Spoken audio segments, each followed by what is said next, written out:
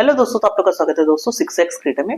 दोस्तों इस वीडियो में मैं आपको ऑन ग्रिड सोलर सिस्टम से रिलेटेड जो भी डाउट्स होते हैं और साथ में दोस्तों सारा प्रोसेस जो होता है यानी कि फुल प्रोसेस स्टार्टिंग में यानी कि रजिस्ट्रेशन से ले करके जो कि हम लोग नेशनल सोलर रूफटॉप पे करते हैं वहां से ले करके पूरा सब्सिडी तक का प्रोसेस यानी कि नेट मीटरिंग, अर्थिंग और सोलर स्ट्रक्चर वगैरह सारा ही कंप्लीट इसमें मैं आपको बताऊंगा।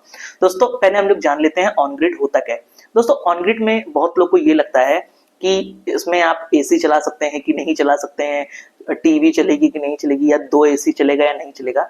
तो मैं आपको दोस्तों एक चीज ये क्लियर कर दूं कि इसमें कोई भी लोड की दिक्कत नहीं होती है। यानी कि दोस्तों अगर आप अपने घर में 5 एसी चलाना चाहते हैं या 10 एसी चलाना चाहते हैं तो वो आप चला सकते हैं, कोई इसमें दिक्कत नहीं है, क्योंकि दोस्तों इसमें बैटरी नहीं लगती है। ये ऑन ग्रिड सिस्टम है।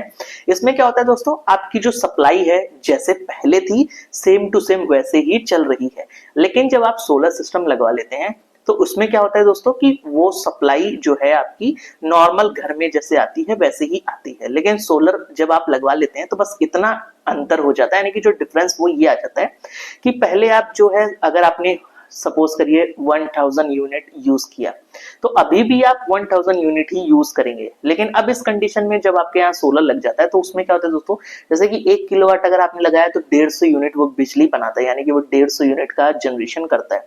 अगर आप 2 किलोवाट लगवाते हैं तो वो 300 यूनिट जनरेट करता है। अगर आप 450 मतलब यूनिट अगर जनरेट करता है तो वो 3 किलोवाट का सिस्टम होगा। एवरेज हम लोग लेते हैं पूरे ऑल ओवर ईयर का। तो दोस्तों अगर 3 किलोवाट का सिस्टम है तो वो 450 यूनिट जो है पर मंथ बनाएगा। वैसे इस 2 किलोवाट जो है वो 300 यूनिट बनाएगा और 1 किलोवाट दोस्तों जो है वो आपका 150 यूनिट पर मंथ बनाएगा।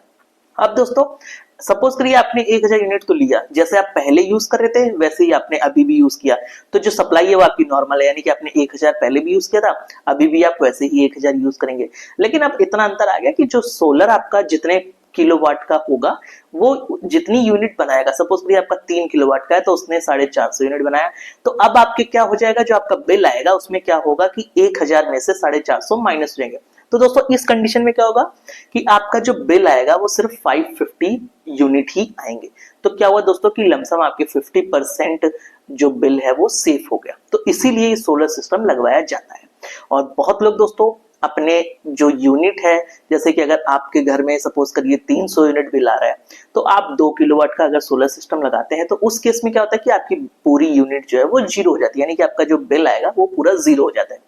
अब दोस्तों कुछ केसेस में ये भी होता है कि आपका बिल 80% सेफ हो रहा है। कुछ केसेस में ये भी होता है दोस्तों कि आपने बहुत लोग क्या करते हैं कि अपने घर में ज्यादा पावर का प्लांट लगा लेते हैं, यानी कि उनकी जो कैपेसिटी है, सपोज करिए अगर वो 300 यूनिट उनका बिल आ रहा है तो उन्होंने अगर 5 किलोवाट का लगा लिया तो वो जो है 750 यूनिट बना देगा। तो उस कंडीशन में क्या होगा कि उनकी 300-400 यूनिट जो है वो ज्यादा बन जाती है।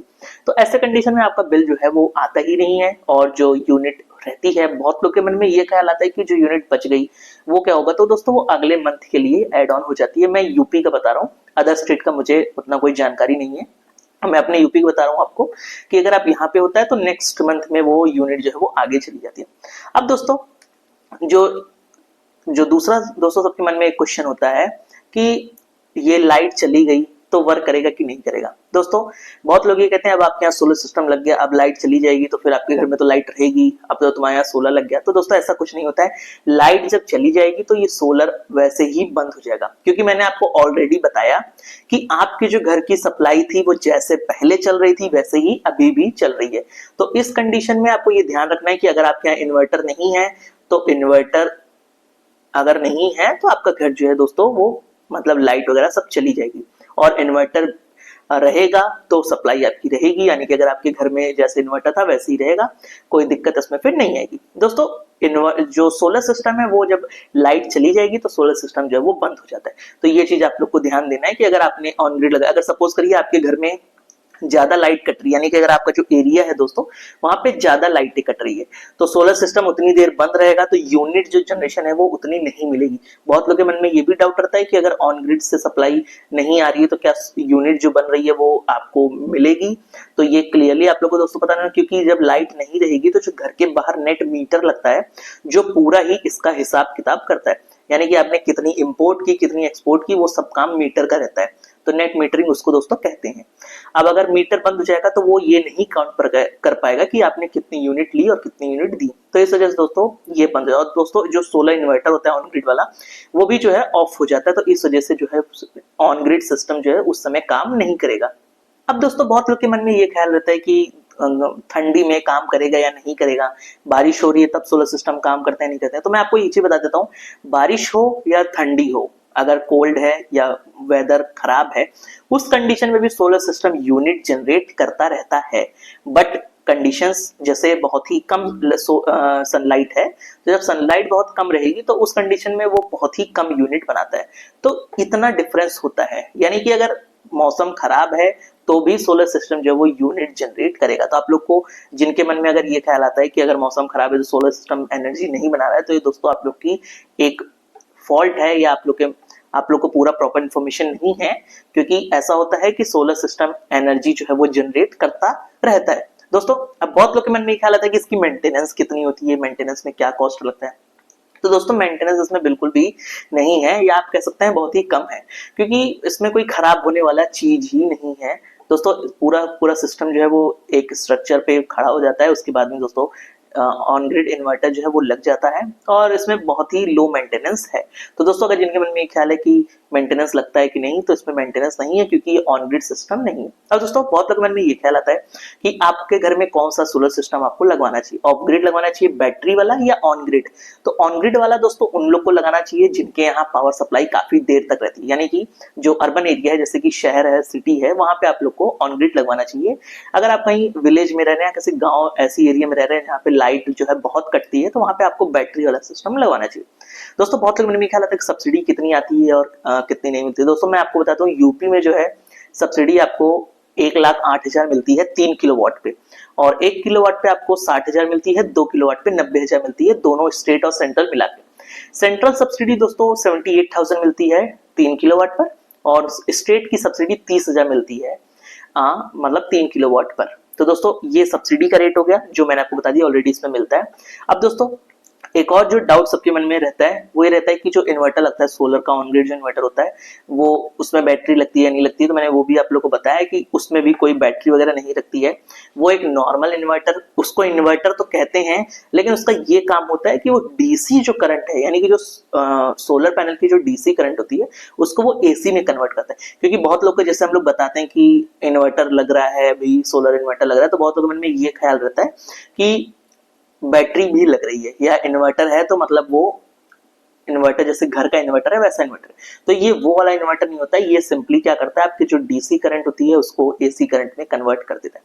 अब दोस्तों बहुत लोगों के मन में ये ख्याल रहता है कि पैनल्स अलग अलग वॉट के लगाएं कि ना लगाएं। तो दोस्तों पैनल्स जो भी लगाइए, अगर आप 560 वॉट का खरीद रहे हैं तो उतने ही वॉट का लगवाइए, अदर वॉट का नहीं होना चाहिए। अगर एक 5 से 10 वॉट का डिफरेंस है तो चल जाता है। अगर आपके पैनल में वॉट की डिफरेंस ज्यादा है, यानी कि अगर आपने कोई 530 वॉट का लगा लिया और दूसरा अगर आपने 560 या 570 वॉट का लगाया है, तो उस कंडीशन में थोड़ी दिक्कत होगी। जो पैनल्स एनर्जी जनरेट करेंगे वो कम वाले के हिसाब से ही करेंगे। तो दोस्तों ये एक पॉइंट है जो लोगों के मन में थोड़ा कम रहता है, बहुत लोग के मन में एक डाउट भी रहता है। तो मैंने आप लोगों को ये बता दिया कि अगर आप पैनल्स लीजिएगा तो उतने ही वॉट के लीजिएगा, सारे पैनल एक ही वॉट के होनी चाहिए। अगर वॉट में डिफरेंस भी है तो 5 से 10 वॉट का डिफरेंस है तो चल जाता है। दोस्तों एक और जो डाउट रहता है लोगों के मन में, जैसे कि अगर उनका 3 किलोवाट का कनेक्शन है और अगर वो लोग पैनल 5 किलोवाट का लगवा रहे हैं तो फिर क्या दिक्कत होती है। तो दोस्तों उस कंडीशन में क्या होता है, सब्सिडी नहीं मिलती है और ओवर लिमिट नहीं होना चाहिए। अंडर लिमिट है तो ठीक है, यानी कि अगर आपका जो लोड है, सेंशन लोड जो है, अगर वो 3 किलोवाट है, अगर आप 2 किलोवाट का लगा रहे हैं सेटअप, तो आप उसको लगवा सकते हैं। लेकिन अगर आप 3 के ऊपर, यानी कि अगर आपका लोड 3 किलोवाट का है सेंशन लोड, और आप अगर 4 किलोवाट का लगा रहे हैं, तो उस कंडीशन में सब्सिडी नहीं मिलती है। तो ये चीज दोस्तों आपको ध्यान देना है कि अंडर जो है लोड वो होना चाहिए। अब दोस्तों बहुत लोगों में आता है कि हम बढ़ा लें, सब जो लोड है सेंशन लोड बढ़ा लें, तो आप लोग उसको बढ़ा सकते हैं दोस्तों, ऑनलाइन भी बढ़ा सकते हैं और बिजली विभाग से भी वो बढ़ जाता है। तो ये कंडीशन थी दोस्तों, और कुछ जो डाउट्स थे, मैंने काफी दिनों से कमेंट भी आ रहा था, तो मैंने दोस्तों ये आप लोग के डाउट क्लियर कर दिए हैं। और अब इस समय जो है दोस्तों पैनल्स जो भी आ रहे हैं वो अच्छे ही आ रहे हैं, यानी कि आप बाइफेशियल लीजिए और टॉपकॉन भी आप लोग ले सकते हैं। मैंने टॉपकॉन ही लगवाया है क्योंकि वो इस समय सबसे लेटेस्ट है, लेकिन अगर आप लोग की एरिया में अवेलेबिलिटी है टॉपकॉन की तो आप उसको लगवा सकते हैं, या जो भी आपका वेंडर आप लोग को रिकमेंड करता है तो आप उसको लगवा सकते हैं। अब दोस्तों पहले हम लोग समझ लेते हैं पूरा प्रोसेस। दोस्तों इसमें पूरा प्रोसेस क्या होता है, वेंडर आपको सिलेक्ट करना होता है, उसके बाद में आपको रजिस्ट्रेशन करना होता है नेशनल सोलर जो रूफटॉप वाला है उस वेबसाइट उस पर। ये आप खुद भी कर सकते हैं और नहीं तो वेंडर भी आपका पूरा करके देता है। वेंडर आपसे पेमेंट लेगा और पूरा का पूरा काम वो करके देता है। मेरे कंडीशन में क्या था कि मेरा सारा काम वेंडर ने किया था, हालांकि जो रजिस्ट्रेशन था वो मैंने खुद किया था और बाकी पूरा प्रोसेस जो है वेंडर ने किया था, यानी कि सब्सिडी तक का। मेरा जो है सब्सिडी तक के लिए रिक्वेस्ट चली गई है और सबमिट सब कुछ सक्सेसफुली हो चुका है। आप लोग को एक स्क्रीनशॉट भी दिख रहा होगा साइड में, और मेरा पूरा चीज हो गया। अब खाली मेरे बैंक में सिर्फ सब्सिडी आना है। तो दोस्तों पहले हम लोग ये समझ लेते हैं कि इसका पूरा प्रोसेस क्या होता है। दोस्तों वेंडर सिलेक्ट करना होता है। मेरे कंडीशन में क्या था, मैंने अपने फ्रेंड से वेंडर का नंबर लिया था, मेरे फ्रेंड ने भी लगवाया था तो मैंने उसी से कांटेक्ट करके वेंडर का नंबर लिया था, क्योंकि मुझे उनका काम अच्छा लगा था तो मैंने इस वजह से अपने फ्रेंड से ही नंबर जो है वो ले लिया था। दोस्तों आप लोग क्या कर सकते हैं, गूगल पे भी सर्च कर सकते हैं अपने नियरेस्ट में सोलर के लिए, या दोस्तों आप अपने किसी फ्रेंड या जो भी नेबर्स हैं अगर कहीं लगा हुआ है तो आप उनसे भी कांटेक्ट कर सकते हैं। और अदरवाइज दोस्तों आप वेबसाइट जो है नेशनल सोलर रूफटॉप जो है आप उस पर जाके अपना सिलेक्ट कर सकते हैं स्टेट, सिटी, और आपको पूरा का जो पूरा वेंडर का लिस्ट साथ में कांटेक्ट नंबर और ईमेल वो आप लोग को पूरा प्रॉपर मिल जाएगा। आप लोग ये भी कर सकते हैं कि जिस वेंडर के पास आप जाते हैं, बाई चांस आप मार्केट में कहीं जा रहे हैं, आपको कोई सोलर शॉप दिखती है तो आप वहां जाके ये पूछ सकते हैं कि आपको ऑन ग्रिड सोलर सिस्टम लगवाना है सब्सिडी वाला, तो वो लोग आपको बता भी देंगे। और आप उनसे ये भी पूछ सकते हैं कि मुझे लगवाना है तो आप अपना रजिस्टर वेंडर जो भी नेम है वो बता दीजिए, तो वो लोग अगर आपको बता देंगे वो आप क्रॉस चेक कर सकते हैं वेबसाइट पे जाके कि जो उन्होंने डिटेल्स बताई है, यानी कि जो नेम बताया है वो सब कुछ सही है, मोबाइल नंबर सही है, वही जो है वेबसाइट पर वही है कि नहीं है, वो चीज आप क्रॉस चेक कर सकते हैं। दोस्तों एक चीज आपको ध्यान देना है कि अगर आप रजिस्टर वेंडर से नहीं लगवाते हैं तो सब्सिडी आपको नहीं मिलेगी। ये चीज आपको ध्यान देना है कि जो रजिस्टर्ड वेंडर है उसी से आप लगवाएं। और दोस्तों पैनल्स जो भी ले वो पूरा पूरा डीसीआर होना चाहिए। अगर कोई अदर आप लेते हैं यानी कि नॉन डीसीआर लेते हैं तो उसमें सब्सिडी नहीं मिलेगी। तो ये चीज आपको ध्यान देना है कि पैनल्स जो है वो डीसीआर होने चाहिए। इन्वर्टर में कोई दिक्कत नहीं है दोस्तों, इन्वर्टर तो ऑलरेडी अभी बाहर के ही आ रहे हैं, तो इस वजह से आप जो है पैनल्स का खास ध्यान रखिए कि वो डीसीआर होने चाहिए। बहुत लोगों के मन में दोस्तों एक क्वेश्चन और रहता है कि अगर आपका 3 किलोवाट का सेटअप है और जो इन्वर्टर है आपने कम किलोवाट का लगवाया है तो वर्क करेगा कि नहीं। तो आप ये बिल्कुल निश्चिंत रहिए, अगर आपने 4 किलोवाट का भी सेटअप लगाया और आपका इन्वर्टर 3 किलोवाट का है तो भी काम करता है, कोई उसमें दिक्कत नहीं है। दोस्तों पूरा प्रोसेस हम लोग समझ लेते हैं। इसमें पेमेंट कैसे की जाती है, मैंने 3 पार्ट में पेमेंट की थी। यानी कि जो पहले पार्ट में मैंने उसको, मेरा जो पूरा सेटअप था वो 1,85,000 का था 3 किलोवाट का। दोस्तों मैंने पहले 50,000 पे किया था, जिसमें स्ट्रक्चर और सब फिटिंग वगैरह उसकी होती है। फिर स्ट्रक्चर लगने के बाद में जब पैनल्स आते हैं तो मैंने 1 लाख पेमेंट किया था, और बाकी का 25,000 दोस्तों पेमेंट मैंने किया था जब मेरा पूरा सब्सिडी का प्रोसेस हो गया था तब। तो दोस्तों आप लोग को नेशनल सोलर रूफटॉप पर जाके रजिस्ट्रेशन कर लेना है। सिंपली मोबाइल नंबर और जो है अपना ईमेल आईडी डाल के आप लोग उस पर रजिस्ट्रेशन कर सकते हैं। जैसे ही आप अपना अकाउंट नंबर डालेंगे जो बिजली बिल पर मेंशन होता है अकाउंट आईडी, जैसे आप उसमें डालेंगे तो उसमें सब कुछ आपका नेम वगैरह सब कुछ क्लियरली आ जाता है। ये सारा प्रोसेस दोस्तों वेंडर कर देते हैं, अगर वो लोग नहीं करता तो आप खुद भी कर सकते हैं। इसमें दोस्तों स्टेप बाय स्टेप होता है पूरा प्रोसेस। पहले प्रोसेस में कहता है आपका स्ट्रक्चर लगता है, दूसरे प्रोसेस में कहता है अर्थिंग लगती है, फिर तीसरे में पैनल फिट होते हैं और लास्ट में वायरिंग और पैनल का जो भी फिटिंग होता है वो सब कुछ हो जाता है। तो ये दोस्तों 4 पूरा इसमें प्रोसेस है। तो मैं आपको दोस्तों बारी बारी बताता हूँ कि कैसे पूरा प्रोसेस होता है। दोस्तों रजिस्ट्रेशन करने के बाद में आपको फिजिबिलिटी मिल जाती है, उसके बाद में आप अपना वर्क जो है स्टार्ट कर सकते हैं। तो फिजिबिलिटी मिलना बहुत जरूरी होता है, क्योंकि अगर फिजिबिलिटी नहीं मिलती है तो फिर आप अपना वर्क नहीं शुरू कर सकते हैं। तो फिजिबिलिटी जो है मिलने के बाद ही आप लोग काम शुरू कर सकते हैं। मेरे में क्या था दोस्तों, यूपी में क्या होता है दोस्तों, फिजिबिलिटी इंस्टेंट मिल जाती है, यानी कि आप जैसे ही अप्रूव करेंगे तुरंत आपको फिजिबिलिटी मिल जाती है। कुछ कुछ स्टेट में ये देर लगता है, यानी कि एक हफ्ता भी लग जाता है, कहीं कहीं 3 से 4 दिन लग जाते हैं। और लेकिन यूपी में क्या है कि ये इंस्टेंट मिल जाती है, जैसे आप अप्रूव करेंगे, जैसे आप अप्लाई करेंगे तुरंत आपको अप्रूव्ड हो जाता है।